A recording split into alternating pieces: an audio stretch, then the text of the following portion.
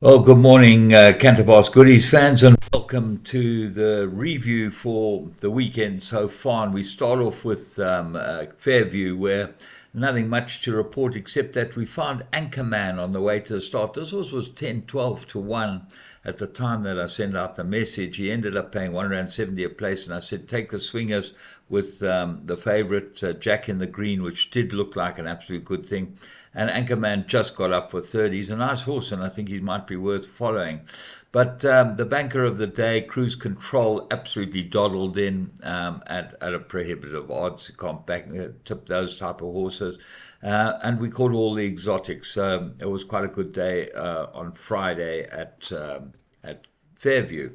Let's move on to Durbanville, where there wasn't much action. We missed everything with this horse Ignatius in race 6. Pity he didn't run too good a race, ended up running fourth. And the rest of the day, a couple of first timers that need to be looked at. 3 Pink Pigeon in race 1 from the Crawford outfit, and 10 Zeets in race 2 from the Andre Null outfit. Both of them ran extremely good first races, and we will be following up with them. The last race was the best race on the card. Equestrian got up to beat Silver Falcon in the last 50. Interesting that they all moved towards the outside after you had a big result winner earlier on. We then moved to Turfentine on the inside track. And before we get into Turfentine, congratulations to Isivungu Vungu and all the connections. What a win in a very nice race, the Daos Stakes. Now, the Daos was a very, very good sprinter in the 90s. I think he was trained by Laz Barrera, and they've got this race named after him. It was 130 odd thousand win stake in dollars for Isivungu Vungu's connections, and he won a cracking good race. Just a little bit on him. I remember early on in his career, Peter Muscat put him in a big race at very bad terms, and I said at the time, wow, he's got to be good.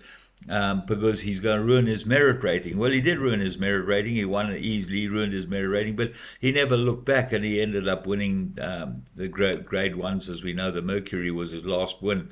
But he's a cracking good horse, and so good to see Graham Motion, one of the best trainers in America. He trains there at Fair Hills, and the comments were good. The horse ended up 2 to 1 favourite, and they're talking now about the Breeders' Cup. So very, very nice win from a South African horse. We had Beach Bomb ran second last week.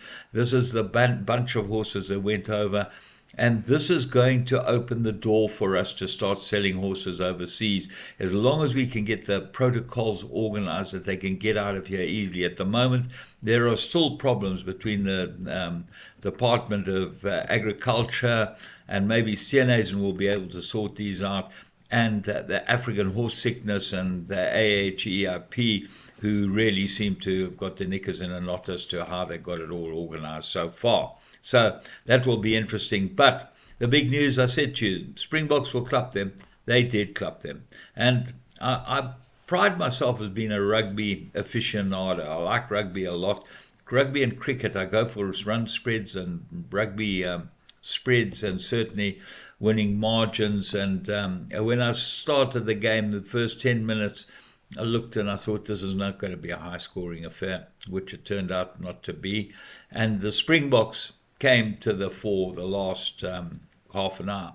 The other match was the Argentina match, and I thought Argentina would get the better of Australia.